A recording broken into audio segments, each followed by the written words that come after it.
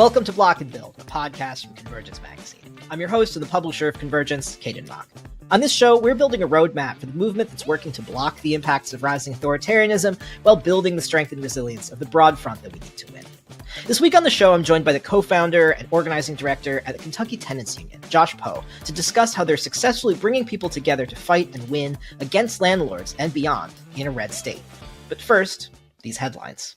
Obviously, the biggest news this week is on the electoral front. Tuesday's elections brought the headline good news of a Zohran Mamdani win in New York City, propelled by record turnout and prompting a lot of rich people and rich people apologists to wail and gnash their teeth on social media.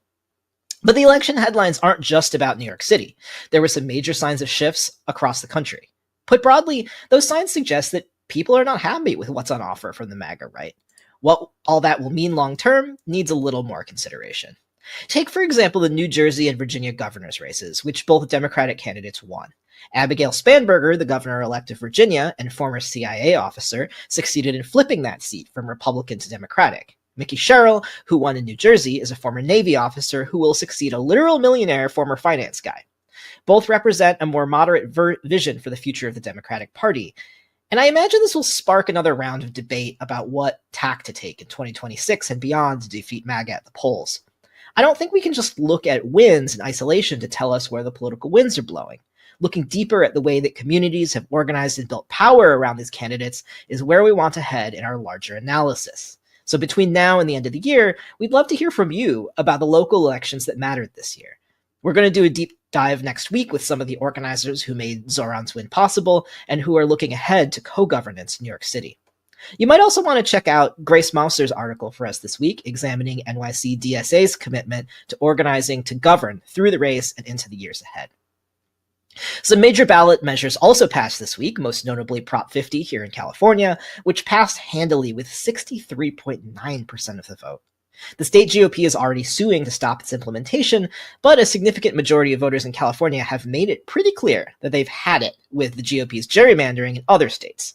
By carving out more Republican seats in both Ohio and North Carolina during the mail-in voting period, they couldn't have made the yes case more clear. The government shutdown continues with no end in sight this week. Over 800 flights have been canceled as we record this on Friday morning. Chicago's O'Hare International Airport has been the most impacted, with 80 flights already canceled today. On top of this, nearly 1,500 flights have been delayed across the country.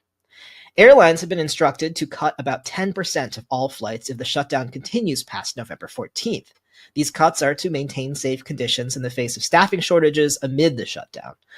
According to Transportation Secretary Sean Duffy, some air traffic controllers have been working 10 hours a day, 6 days a week, without pay. And finally, a brief update on the state of SNAP benefits as well. Following yet another federal court order this week requiring the full payment of this month's SNAP benefits, the Trump administration has again said that they'd rather continue to let 42 million Americans starve. On Friday morning, Trump's administration appealed that second court order, which denied their agreement to pay only 65% of benefits. The chaos caused by Trump is impacting Americans all over the country. It's somewhat randomly, as some states are intervening to find their own ways to secure emergency funds for SNAP recipients, or others receive some of that partial payment while others don't. Everything we said on this topic last week stands. Find where you are best suited to plug in and support the SNAP gaps in your community, whether that's donations, mutual aid, neighborhood outreach, or otherwise. Hey everybody, this is Maurice Mitchell, National Director of the Working Families Party. I read and give to Convergence because it has become a home for me to engage in critical analysis, find practical advice for organizing and strategy, and inspiration in the belief that a better world is not only possible, we can build it.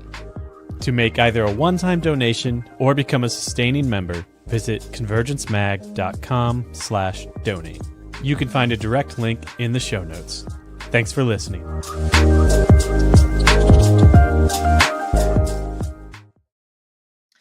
We are all painfully aware of the systemic struggles that are caused by making housing, which is one of the most basic necessities of life, into an extremely profitable and privatized commodity. Tenant organizers understand that power can be leveraged by folks against their landlords when they organize together. Once organized under that common cause, their ability to work in favor of aligned class interests creates great potential to grow more power from there. My guest today is a co-founder and the organizing director at the Kentucky Tenants Union, Josh Poe. He's worked in housing organizing in different cities around the country for decades, spending the last several years back in his home state of Kentucky. In this conversation, recorded last Wednesday, we explore the power tenants have to organize and how they can leverage that into their big vision to challenge the capitalist class, even in deep red states like Kentucky. Enjoy the interview. Josh, thank you so much for joining us today. Thanks for having me. Good to be here.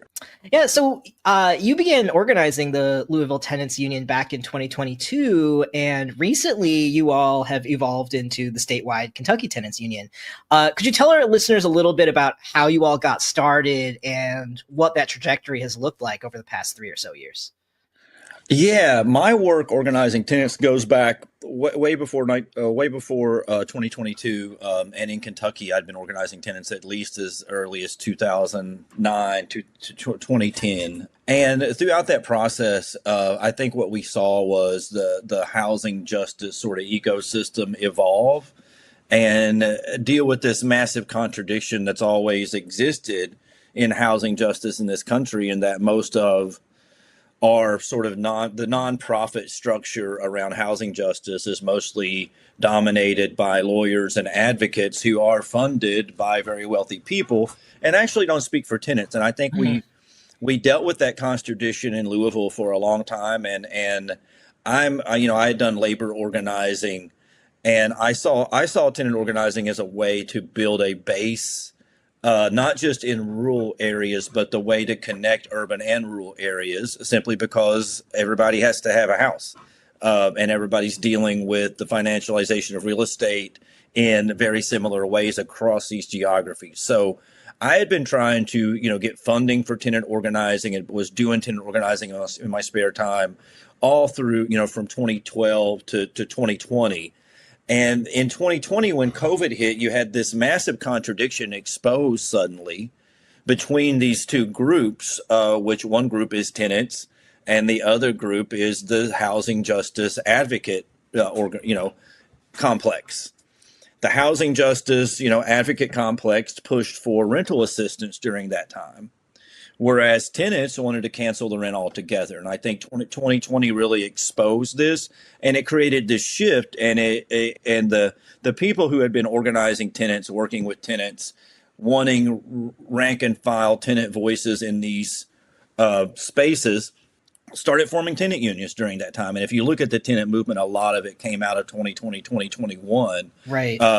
Whereas, and the advocacy organizations were so hamstrung simply because their donors not only wanted rental assistance as a solution to COVID, they wanted to push rental assistance as a policy solution. And I think we'll look back on this. I think we'll look back on rental assistance as one of the biggest policy failures of the last 50 years.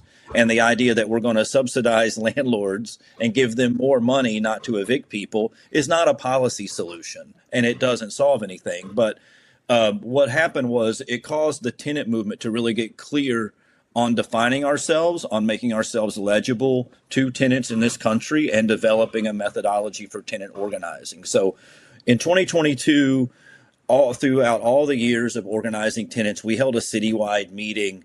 And in that meeting, we cut an issue against a landlord and decided to run a campaign. And we didn't feel comfortable calling ourselves a tenant union until we had an actual fight and had tenants in the room voting on that fight. And so that fight kind of laid the foundation for what became the Louisville Tenant Union.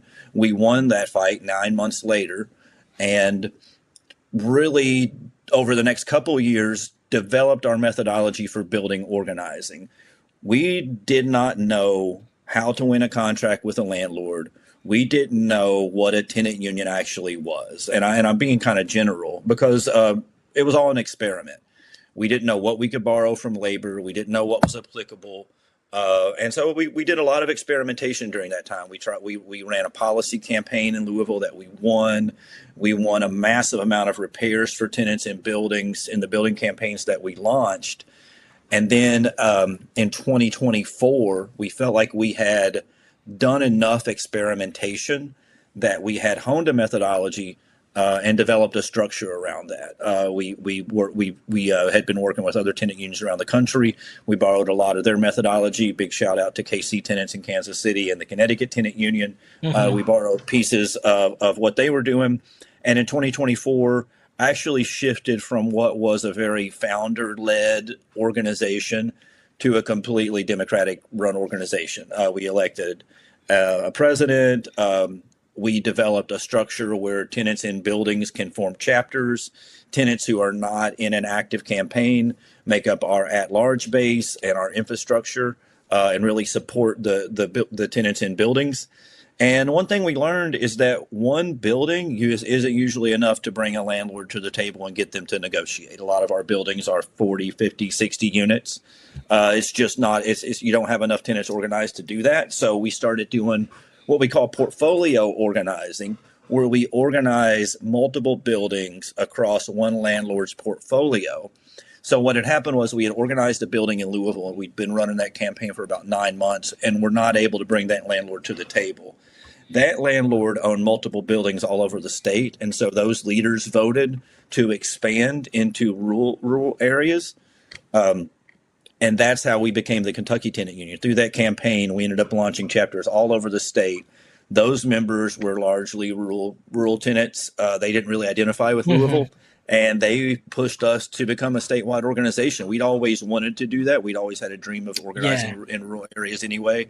And so we feel really good about not just that we did that, but how we went about doing that. Amazing. Well, I'm curious also to hear a little bit from you on some of the deeper background. You know, since you mentioned you've been organizing since the late 2000s, how has the sort of financialization of housing impacted the organizing that you've done during that time? And how have you watched it evolve from post-financial crash to now?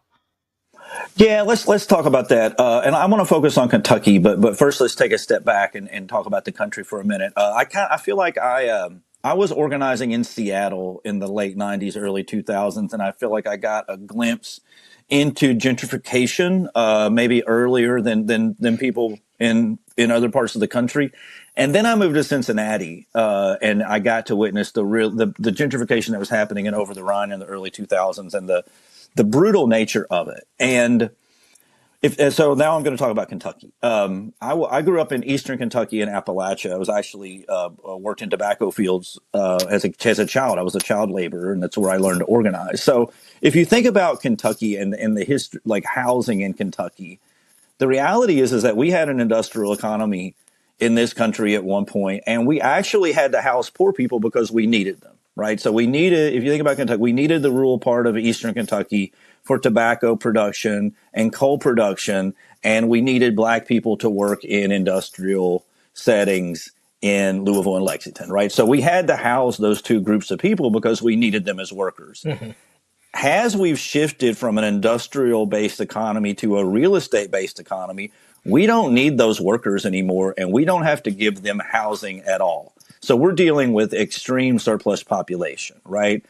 Then the way capitalism works is it extracts every ounce. We extracted everything we could from those workers and their labor until there was nothing left. So now we're after their land.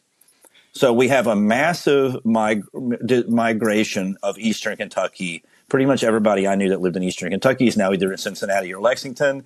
If not because of work, the environmental devastation of flooding has pushed everyone that was left out. At the same time, we have in Louisville, for instance, a massive wave of gentrification washing over the west end of Louisville, creating displacement of Black communities. So what you have in Kentucky is we have a housing shortage of over 200,000 units. We're going to look at a massive increase in houselessness in the next 5 years, while we're simultaneously criminalizing houselessness, and there is literally no place for people to go. Yeah. At the same time, we've got the financialization of major cities. Those folks are moving to places like Kentucky. When people get placed out of New York and Chicago, they move to places like Kentucky, Tennessee, Kansas City. When people get displaced out of Kentucky, there is no place for them to go. So one of the things we say in the tenant movement all the time is tenants are going to revolt in this country. There's no question about it. The question is whether it's going to be from a place of power or from a place of desperation. The tenant union is the vehicle to give those people an organization to fight back from a place of power.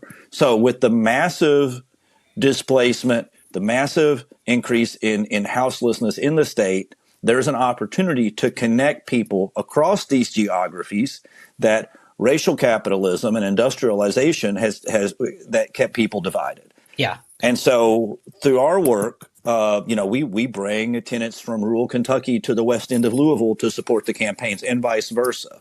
And it's a very powerful message for tenants to come out in the state, connect to other tenants that have the same landlord and are dealing with the same exact issues. Yeah, no, that makes a lot of sense. And that like some of the thing that the landlords kind of bank on is that people are isolated in that way. And that like there's that opportunity there to show people that their problems are systemic. It's not about them. Exactly. And that's how racial capitalism has functioned for years, right? Like this country is a massive labor management system and race is the way we manage that system. But that's not inevitable. Yeah. That can easily be countered through organizing and through solidarity. The problem that we have right now is that people have no vehicle to counter that. Right. It used to be the Democrats showed up every 4 years and knocked on people's door and said, vote for us. That doesn't actually offer people anything, and it's not proportionate to the level of desperation that people are experiencing. We have a situation right now in Kentucky where the Democrats don't even run in eastern Kentucky anymore. They don't run candidates anymore because they say it's, quote unquote, not safe.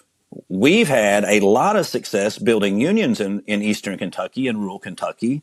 And it's not as if the Kentucky Democratic Party calls us up and asks us how we're doing that. They're not interested in doing that at all. So what you have is, these two groups of people have been totally abandoned by their political class, and the tenant movement offers them a voice. Fantastic. Well, I'm curious then also to talk about the policy campaign that you all worked on and won. What was the policy that you were working on, and could you talk a little bit about putting that together in terms of like, these campaigns are not just about landlords and their individual buildings, but also about changing some of the structures of power that folks are living under. Yeah, we launched that policy campaign in, I think, 2022. I forget. The policy campaign came about in 2020, 2021. I think it became solidified in 2022. It took a long time. We wrote the policy. We supported a council person in championing the policy that got elected in 2020. And the policy was this. What we realized is that the gentrification that was happening in Louisville was largely publicly funded. And I think that's true of small cities, mid-sized cities. In cities like New York, LA, private capital is making this huge investment in redevelopment. Smaller cities don't have that type. The capital in those cities, they're less risk adverse. Yeah. So they want to use our money to make that initial investment and basically use taxpayer dollars to set the table, and then they come in and reap all the benefits. Like that's what happened in Cincinnati, and that's what was happening in Louisville. And so a group of tenants were working on a neighborhood plan in the Smoketown area. And they realized that all the development decisions around them had been made way before this planning process started. And not only that developers were at the table way before they were at the table. And they decided to subvert that entire process and instead write a policy that would prohibit any public dollars from going to projects that would cause displacement. Because what we were having was a massive amount of public investment in housing that is essentially market rate. Right. I don't want to get into too much like housing jargon, but essentially in this country, affordable housing is a scam. It's a scam for developers to get more public money to build housing that none of us can afford. So basically in Louisville, the money going for affordable housing was going for housing that was where incomes were set at 80% of the area median income. 80% of the area median income is like $75,000 for a family of four. So the median income for black families is about $35,000. So the housing that was being built with public money was still being used to gentrify neighborhoods, and none of us could afford that. So the way this works is if you can build housing that's slightly under market rate, you get public money. So the ordinance was written to say, we're not doing that anymore. If your project is going to cause displacement, if your project if the rents in your proposed project are disproportionate to the incomes in this neighborhood, you can't get public money for that. You can still build it, but you got to come out of your own pocket to build it. You can't get our tax dollars. We passed that. It was a huge fight. Every developer in town fought it tooth and nail. Our mayor is a luxury hotel developer, fought it tooth and nail, but we passed it, and we passed it with a unanimous vote on the city council. That's fantastic. And who were your allies in this fight? Like, obviously it seems like the deck was pretty stacked against you in terms of the balance of power, but what were the sort of like coalition that you were able to mobilize to win this thing? We mobilized no coalition. Oh, really? We actually rejected coalitions in this case. What we found is most of the NGOs in Kentucky are developer controlled. And so what we found through building coalitions is that those coalitions seek to water down your demands at the end of the process. And we did not want that in this case. What we did was we built a massive base of tenants, and we filled City Hall every week. Those tenants came to those meetings every week. And we really didn't need coalitions to pass this. And we felt like it was more risky. We did invite people in to submit letters of support, and we would let them do that. But the way we structure our campaigns is we only build coalitions with other organizations that have a base and are led by members. So if you're an advocacy nonprofit, you can support the campaign. You can write a letter of support. You can help us do policy research, but you don't actually get to make decisions about that campaign or have any say in strategy. And you have to commit to being led by a group of tenants. So it's not that we didn't. A lot of times with those organizations and those types of organizations, they're time wasters. Sure. And so we didn't feel like we had time or needed to set in, 3 hours of meetings with some nonprofit executive to get this passed when we could just be going out knocking on doors, bringing more tenants into the organization.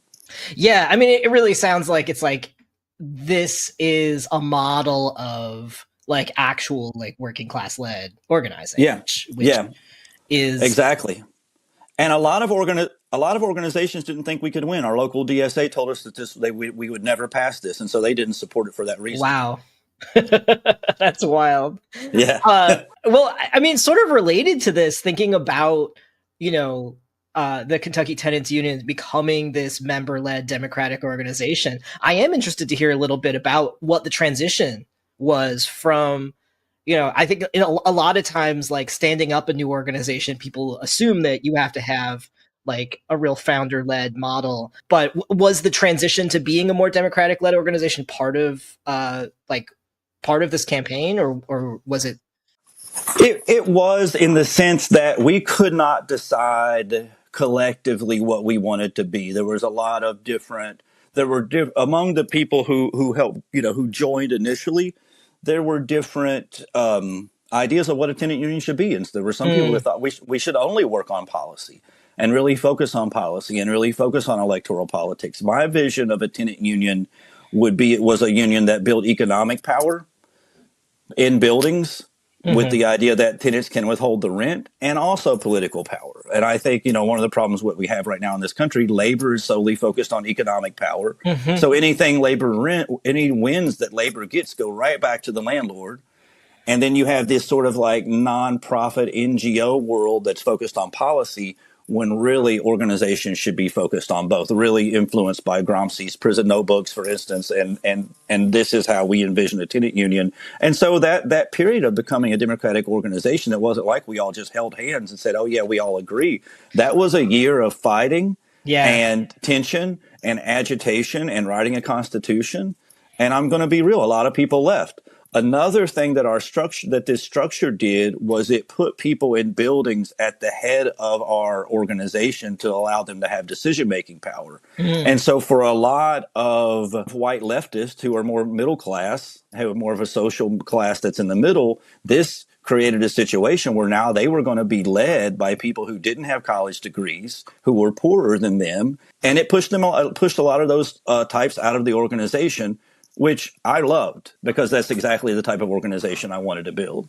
Right, right. And it is like practicing a very different kind of democracy than I think probably a lot of people go into organizations assuming if they're coming from that like more like middle class background.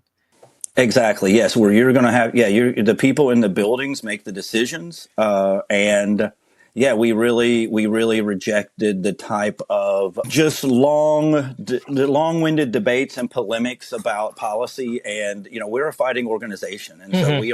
we are built to win. We are built to make decisions. But so there was a lot of. It took us a year to implement this structure, and but once we implemented the structure, everything changed. All of a sudden we had a level of clarity about being accountable to the Constitution, a level of role clarity, a level of clarity about purpose that we just didn't have before. And I think that's the structure, along with the tension that created it, allowed us to be like the real fighting organization we wanted to be all along. Yeah. I mean, on a basic level, actually just talking about it, you get to a level of both organizational and strategic clarity that lets you do really cool shit. I'm also curious to hear a little bit about some of the challenges that you all have faced over the past couple of years. Like it sounds like your efforts to do base building have largely been really successful, but what are the ways that you've seen backlash from the landlords, from local and state government even, and how have you dealt with that backlash? Well, so from the landlords, there's always a level of retaliation that happens when tenants start to organize. The tenant union is the landlord's biggest fear. It's the thing that they don't want. So they're always going to push back, and they have a lot of different ways that they push back. However, their playbooks are largely the same, so we usually know how they're going to respond.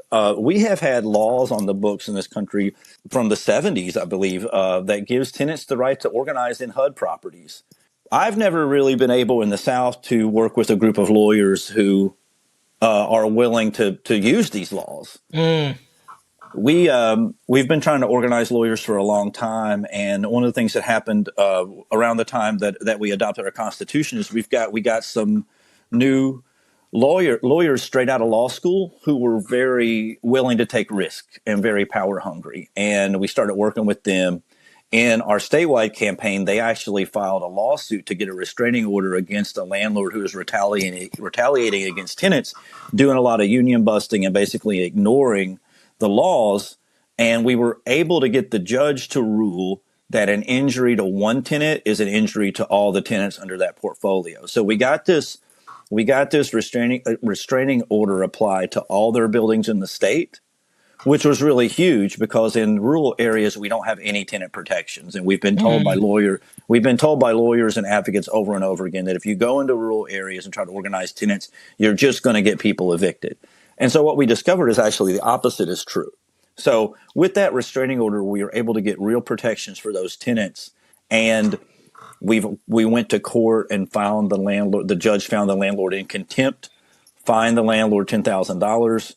3 weeks later, we went back to court, which was yesterday, and had another hearing, and the judge is going to make a ruling in that case. So we've actually been able to use the law in our favor in this campaign simply because we've got a great legal team who are willing to take big risk. And what that means is that's a stress test that not only can we protect tenants in urban areas, we can protect tenants in rural areas with the same methodology. As far as state government goes, what we found is we faced a lot of opposition from the mayor in our last campaign, and we toyed with the idea of launching a local policy campaign this year.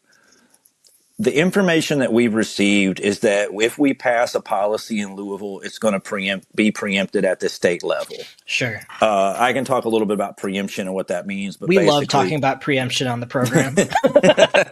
Yeah, it's really exciting. But anyway, basically, you pass something at the local level, the state steps in and says, no, we're going to take this away from you, we're going to take it away from the whole state. They just did this a few years ago. We passed a source of income discrimination ban. We passed a source of income discrimination ban in Louisville in 2014, which meant that Section 8 landlords couldn't discriminate against people based on where they get their income.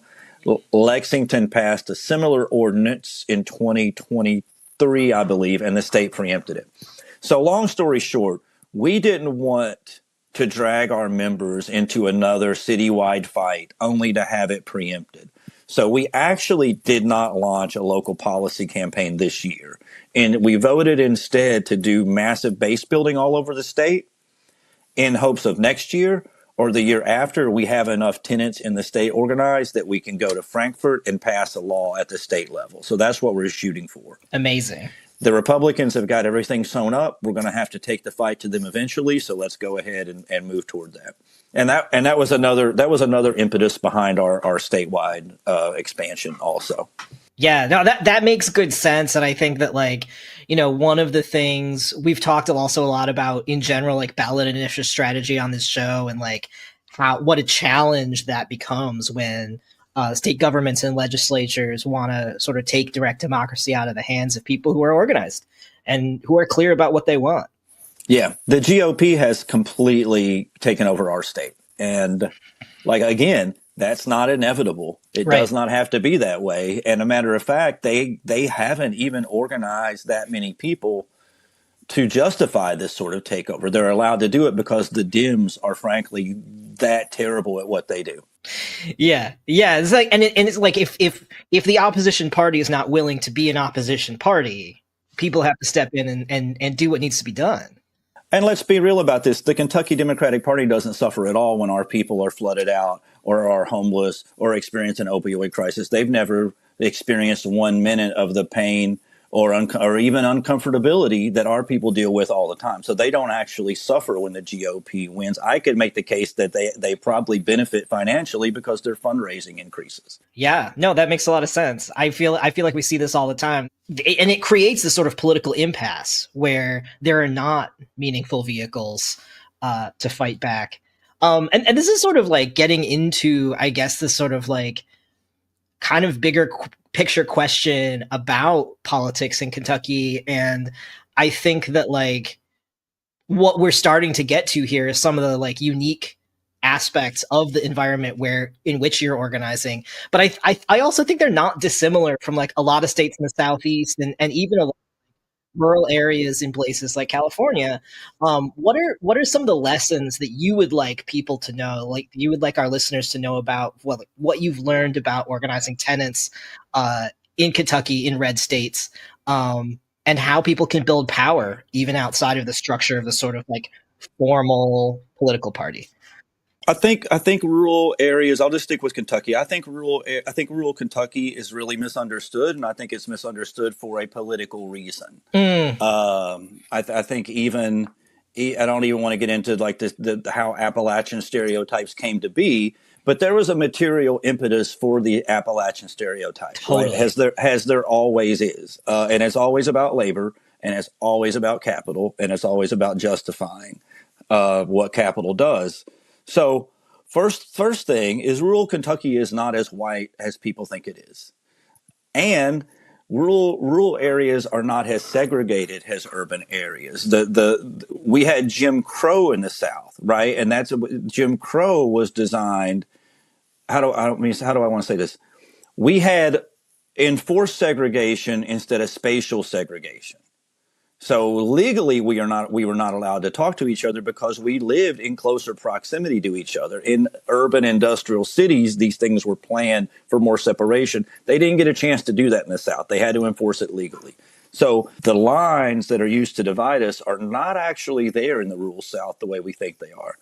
The second thing is rural people are a lot more radical than we give them credit for. And it's one of the reasons they don't vote. So I actually have a lot more success organizing in rural areas than I do in urban areas. And I think this is why there's some level of a social safety net in an urban area. There are more options available, right? There are more housing units available. You don't have to move 40 miles away when you lose your home. There are nonprofits. There's a code inspector. I don't want to overstate this, but there's some level of a social service mechanism and a nonprofit industrial complex that's functioning at least to the extent that people aren't feeling the desperation as severely. You don't have that at all in rural areas. You don't have nonprofits. You don't have a code inspector. You don't have a government that's really functioning on any level to care for people. So our message is that, the government's not going to help you. HUD's in bed with the landlords. Local government's in bed with the landlords. Lawyers aren't going to help you. Nonprofits aren't going to help you. You have to build your own organizations. And that message resonates in rural areas so well because people are already feeling that in their gut. They already believe it. There's just hatred and mistrust for any semblance of a government system because people have been let down. So I see rural areas as this huge opportunity to move the entire country to the left of the Democratic Party. There's no way I could organize people in rural Kentucky to vote for the Democrats. The door has closed on that, and it's closed for good reason. They let the coal companies walk out of Eastern Kentucky owing billions of dollars. They let coal companies walk out of Kentucky with environmental devastation that they were never accountable for. They let tobacco companies, give us pennies and buy us out. They let these things happen. People remember that, and even if they don't remember the specifics, they remember their grandparents or their parents say, "Fuck the Democrats, we are done with this." So it's over for them. However, there's a real opportunity there to tap in to the type of class antagonisms that exist in rural areas and give people a platform that they can exist in. And we think that's the tenant movement. So I think what you're going to see from us in the next few years are candidates running on an independent ticket, has tenants to the left of the Democrats and trying to organize as many renters as they can in those communities. You know, we have areas in rural Kentucky where renters make up 50-60% of the population. Mm-hmm. You can flip an entire state like this, right? I think If we talk about Zoran Mondani's win in New York, we're talking a lot about how he was a socialist, but I think we missed the story there. His campaign was the result of tenant unions who've been organizing for years coming together and backing their candidate. Mm-hmm. You can do the same thing in Alabama. Yeah. But the difference is in Alabama it's such a vacuum that infrastructure is actually going to last and it's not even going to be challenged. Totally. No, that's a really good point. Actually, I'm excited. Next week on the show, we're going to talk to 3 organizers from like working class organizations from communities of color in New York about how they built the Zoran victory. So this feels like a big through line that like looking at things that can actually push like the levers of power in meaningful ways is a really, it feels really live right now, and it feels more real, probably to a lot of listeners than it even did like a month ago. So totally. Well, I'm curious to hear from you also, like if listeners are listening to this and feel also fired up about the potential for tenant organizing in their area, what are the things that you all have learned that you think are like broadly applicable to folks who might be wanting to start a tenant union or get involved in something like a more nascent project? What are the things that you would recommend to folks think about as they think about building tenant power in their areas? I would say the first place to start is training. We train extensively. We do trainings once a month. We've brought tenants from all over the state to Louisville to train. I think over 50 tenants just this year. So what we tell tenants, I just tell the tenants the same thing we tell them. If you're having problems in your building, there's really 1 or 2 things you can do. You know, you can just get those problems fixed. Short-term solution, call code inspector, call a lawyer, whatever. But if you want to build real power, if you want to, create a situation where you don't have to call a code inspection ever again, then talk to your neighbors. And if you can get 2 or 3 of your neighbors together, we can train you. Mm-hmm. The Tenant Union Federation, which is the national org that we helped found last year, ran a union school this summer. I'm sure we will be running more of those. We've offered training to other tenant unions in the South if they want to form their chapters. So talk to your neighbors, make a commitment, and then get in touch with, if you're in the South, get in touch with us. If you're outside of the South, get in touch with the Tenant Union Federation, and we can try to get you into training. That's fantastic. No, that seems huge. Tell me a little bit more about the Tenant Union Federation. How did that come about and who all are you working with on that? Big shout out to Kansas City for kind of being the trailblazers here. Over the course of doing this work, we've connected with several tenant unions around the country that were very like-minded. And we decided in 2023, 2024 that along with our local structures, we should have a national structure to really lead this. Mm-hmm. And the folks that put tenant organizing on the map in this country should be training and teaching other tenant unions how to do that. And we also need a union of unions. And so that's what the Tenant Union Federation, that's why it was founded, and that's what it aspires to be. There were 5 founding unions. us, Kansas City, Bozeman, Montana, Southside together in Chicago, and the Connecticut Tenant Union. And we are helping other unions develop a methodology, and we'll be bringing on other unions as we move along. This year, the 5 unions, along with a few others, launched a national campaign against one landlord called Capital Realty, who owns, I think, Lord, thousands of units across the country. And those unions have organized 7 Capital Realty buildings at the moment to try to get the landlord to come to the table and sign a contract. And so, again, we've sharpened our methodology through this portfolio organizing. And I think after this campaign, we'll have even more data points and more resources to offer other unions on not just how to get a union started, but how to win and how to wield power after the win. That's very cool. That's awesome.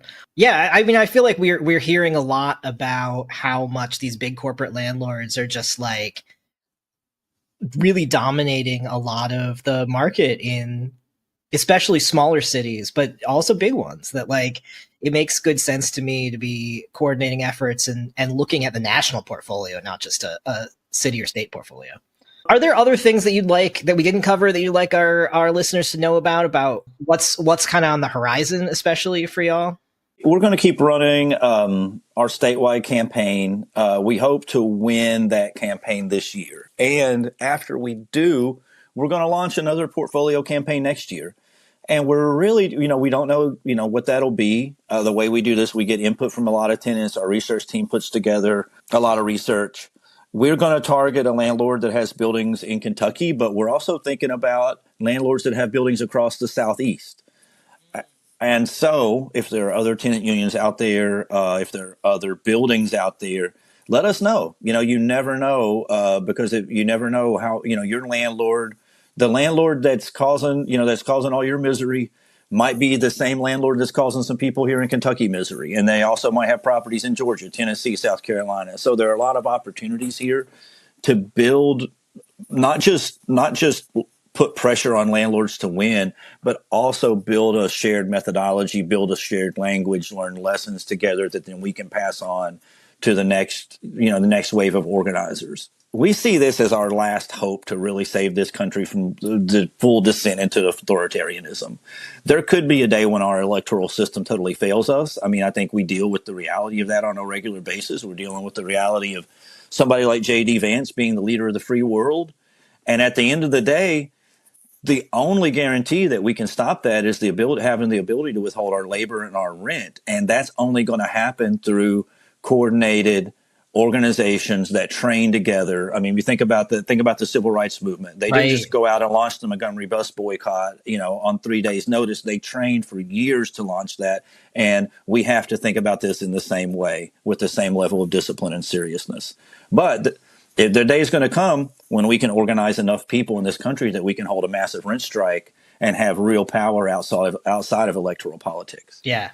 No, you love to see it. And I think that like this vision to me of like not just local, but sort of like meaningfully networked groups of organized people is really a compelling one, I think, in terms of like what the future of political power for working class people in this country actually looks like. So I appreciate the like rigor that you all are bringing to this work as well, that like be like talking about your organizing campaigns in this way is like really heartening. Yeah. And I mean, for real, we've made a lot of mistakes, right? And that's great. Like you want to make mistakes, but we want to share those mistakes with others so it doesn't take them as long to get to where we were, where they don't have to go through the same hardships, because this work is hard. And, you don't want to, we don't have time to lose. Mm-hmm. And, and the people out here in these buildings that are living with mold, that are living with these issues, when they take a risk to join a union, they deserve our best. That's right. And they deserve a level of rigor and discipline and seriousness. And we, and our goal is to give that to them every time. Fantastic.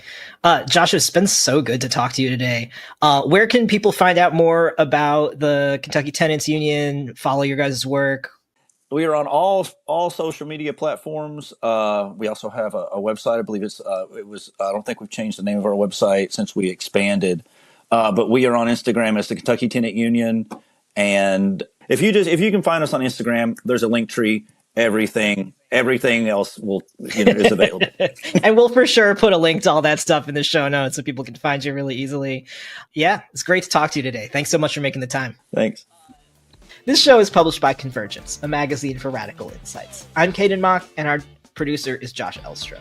Editorial assistance is provided by Akin Ola, and Kimmy David designed our cover art. If you have something to say, please do drop me a line. You can send me an email that we'll consider running on an upcoming mailbag episode at mailbag@convergencemag.com. And of course, if you'd like to support the work that we do at Convergence, bringing our movements together to strategize, struggle, and win in this crucial historical moment, you can become a member at convergencemag.com/donate. Even a few bucks a month goes a long way to making sure that our independent small team can continue to build a map for our movements. I hope this helps.